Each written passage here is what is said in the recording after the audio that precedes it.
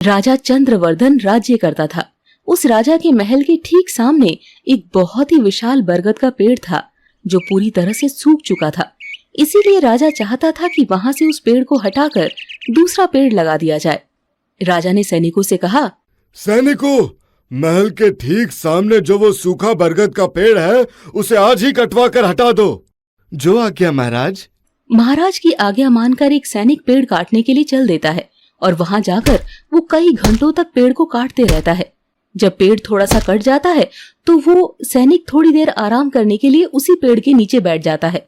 लेकिन जैसे ही वो फिर से पेड़ काटने के लिए उठता है तो वो देखता है कि उसने पेड़ को जितना काटा था वो फिर से जुड़ चुका है। सैनिक खुद से बात करते हुए कहता है, अरे ये क्या, ये कैसे हो गया? मैंने तो पेड़ को काटा था लेकिन फिर से जुड़ा हुआ कैसे दिख रहा है ये? ऐसे में परेशान होकर सैनिक राजा को जाकर सारी बात बताता है।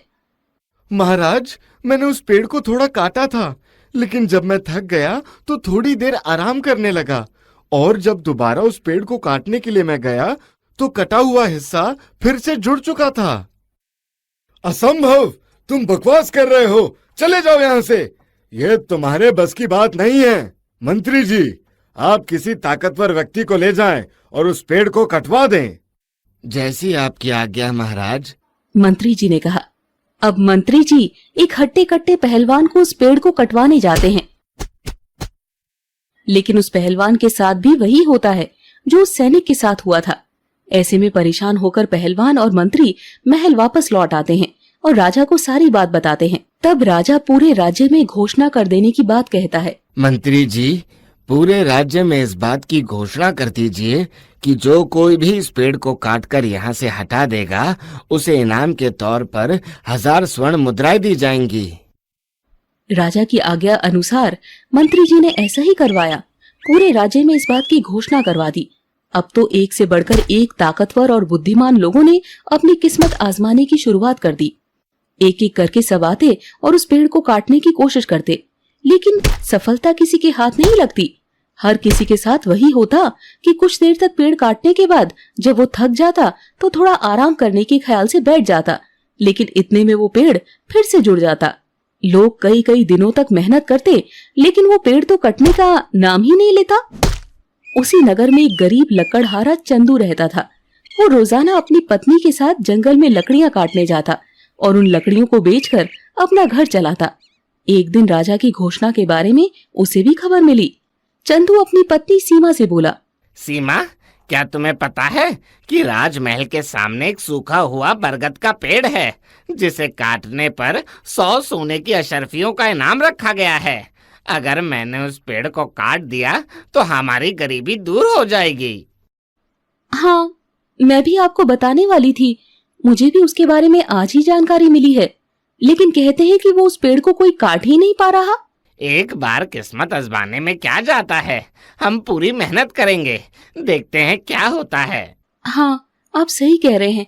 चलिए आज हम जंगल में न जाकर वहीं चलते हैं। चंदू और सीमा राजमहल पहुँचते हैं और राजा से कहते हैं कि वो उस पेड़ को काटना चाहता है, जिस पर राजा उससे कहता है, उस पेड़ को राज्य के बड़े बड़े बलवान नहीं काट सके तो तुम इतने कमजोर से आदमी भला उस पेड़ को कैसे काट पाओगे? मुझे अपनी किस्मत आजमाने का एक मौका दीजिए महाराज, मैं अपनी ओर से पूरी कोशिश करूंगा। अवश्य, तुम अपनी किस्मत जरूर आजमाओ। चंदू राजा से आज्ञा लेकर पेड़ को काटने चल देता है। वो करीब 2 घंटे तक पेड़ को काटता है तो थक जाता है।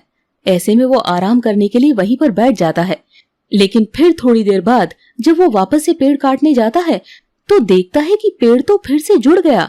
उसे कुछ समझ नहीं आता कि ये क्या हो रहा है। ऐसे 2 दिनों तक चलता रहा। तब उसके दिमाग में एक युक्ति आई। चंदू अपनी पत्नी सीमा से कहने लगा, सीमा, इस पेड़ को जब हम काटना बंद करते हैं तो ये वापस से जुड़ जाता है।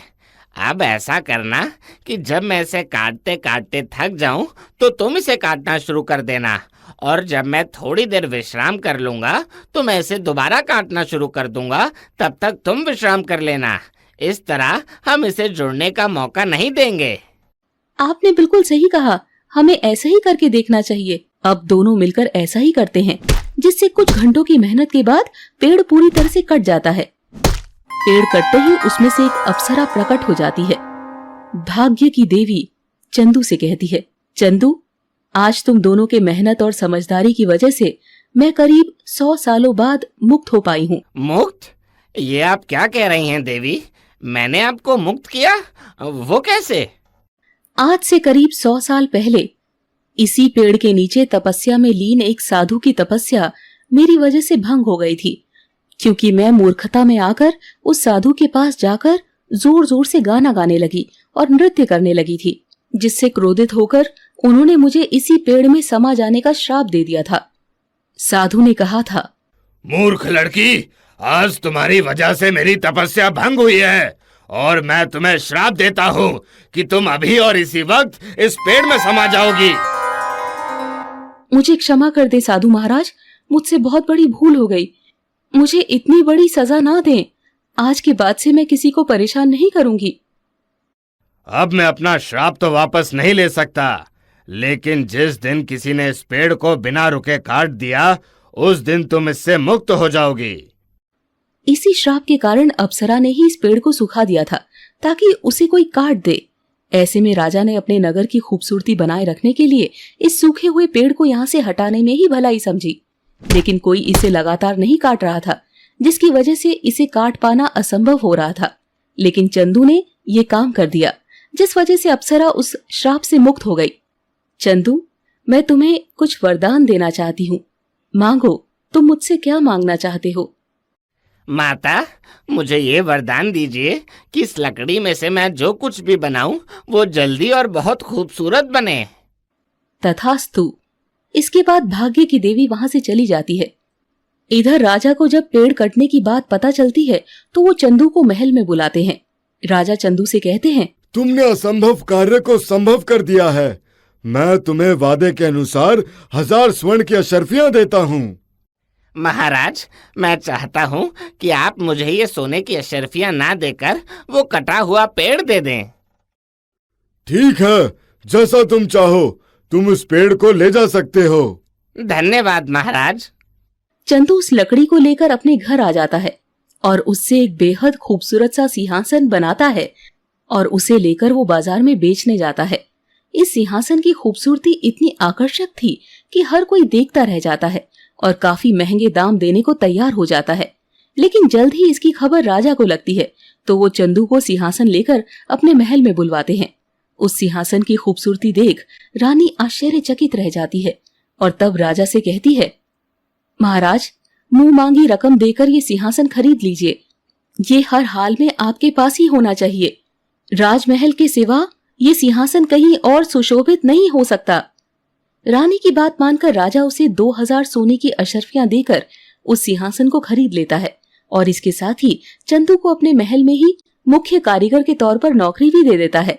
अब तो चंदू की किस्मत पूरी तरह से बदल चुकी थी। वो काफी सुखी संपन्न हो गया। दोस्तों, अगर आप अभी तक हमारे साथ इस वीडियो में बने हुए हैं तो कृपा करके बताएं कि आप हमें किस प्रदेश से देख रहे हैं, ताकि हम